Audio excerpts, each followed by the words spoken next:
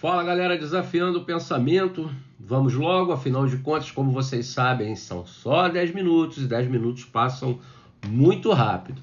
Bom, Flamengo não joga. Não jogando, a gente tem pouco a falar sobre o resultado do Flamengo na rodada ou contra quem jogou. Então eu quero fazer uma proposta para vocês. Vamos falar dessa transição do Flamengo de 2019 para cá? Eu queria trazer para vocês esse desafio ao pensamento, ou afiar o pensamento, que o Flamengo precisava fazer essa transição. Nenhum time dura tanto tempo, né?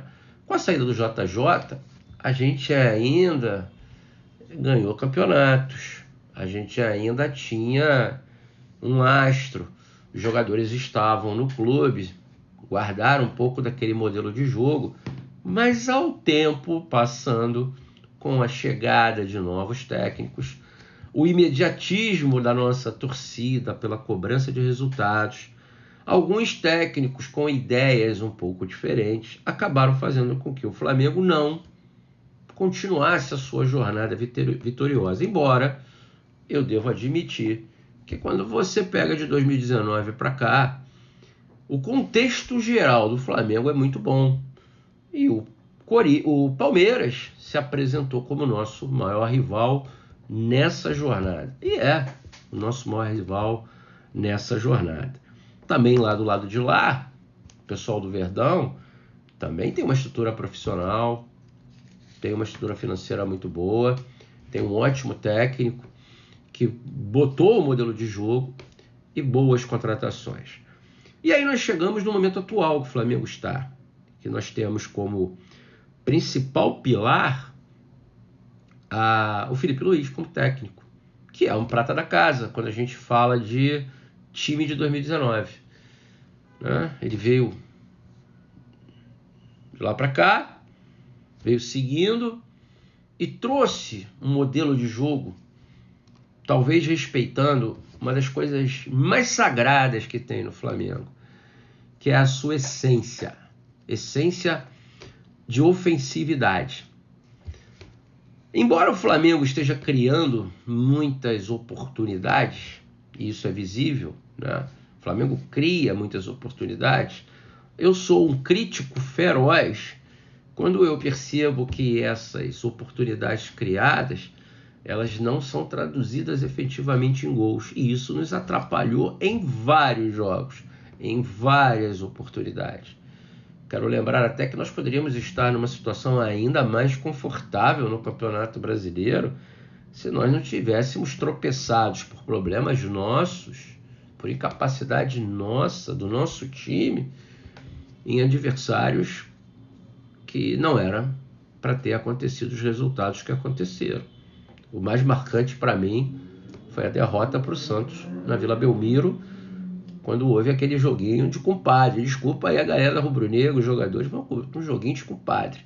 Aquela derrota, se nós tivéssemos aquela vitória para nós, eram 3 pontos a mais que nós teríamos no Campeonato Brasileiro. E olha a diferença que isso faz no transcurso e na operação, na dinâmica do restante do processo, disputando outras competições juntas. A saída do Gerson, do nosso time, que a princípio causaria um grande problema, não vem causando.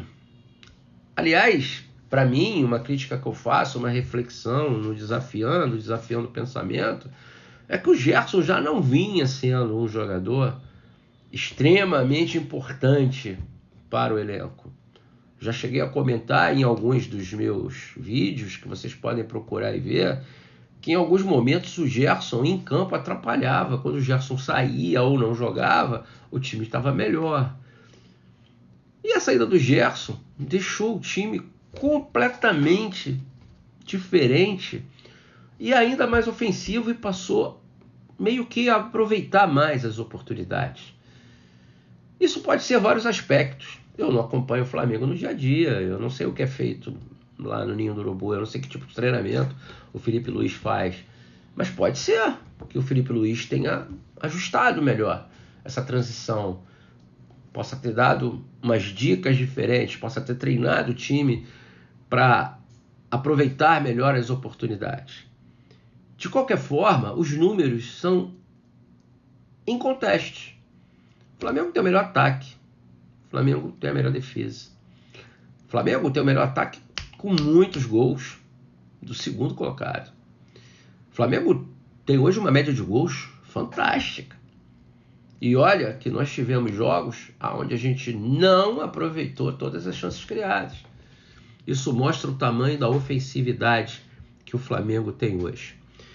E o Flamengo chega nesse momento do campeonato, nesse momento do ano, eu vou falar do ano, setembro, a gente chega talvez no melhor momento físico-técnico do time nessa temporada 2025. Por que isso?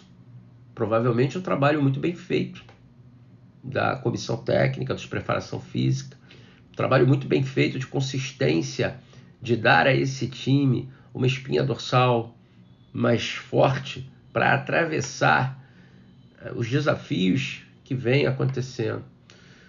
Nós saímos da Copa do Brasil, o torcedor não gosta, não adianta, o torcedor não gosta.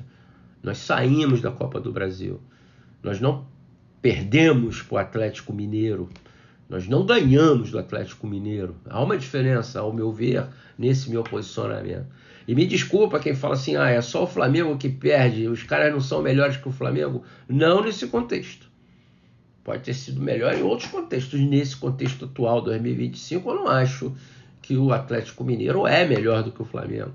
Nós perdemos para o Atlético Mineiro até em função do jogo que nós fizemos no Maracanã.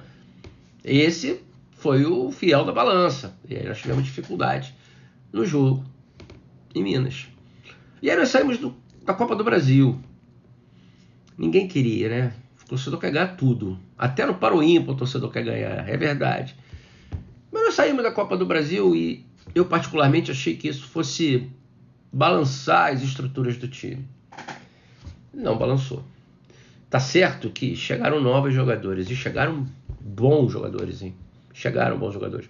O Felipe Luiz, a diretoria do Flamengo, tem alguns desafios gostosos pela frente, que é a reformulação do elenco que está sendo falado.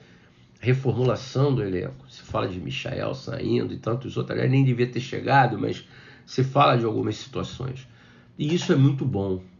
O Flamengo hoje tem uma estrutura consolidada e forte. E esse trabalho que o Felipe Luiz está fazendo merece todo o nosso apoio. Ainda que eu ache que o Felipe Luiz pode ser um pouco mais cobrador. Não sei no dia a dia, no vestiário, mas é o que eu vejo. Eu acho que poderia ser um pouco mais cobrador. Mas eu também não sou adepto de criticar em público e elogiar no privado. Pelo contrário, se elogia no público e se critica no privado. Então, nesse ato em que o Flamengo não joga, onde a gente não vai falar sobre o resultado, a gente não vai falar sobre dinâmica de jogo, me restou hoje trazer essa reflexão. A estrutura do Flamengo hoje, a robustez do Flamengo hoje é muito boa. Nós estamos muito bem posicionados para sermos campeões brasileiros. Para sermos campeões da Libertadores passa por outros aspectos. E um deles, porque no brasileiro, se a gente sofrer um revés, se nada sair como a gente espera, a gente ainda tem muitas rodadas para recuperar. Na Libertadores não. A gente não pode perder, porque os jogos são decididos nos detalhes. E são 2 jogos, ou um jogo de 180 minutos. Por isso que eu acredito muito que nós seremos campeões brasileiros. E torço muito para que a gente avance na Libertadores e consiga ser campeão pela 4ª vez das Américas. Acho que a gente está num bom ano. Acho que está num bom momento. E eu acho que a gente pode começar a ser otimista. Um abraço, fiquem com Deus. Amanhã eu volto.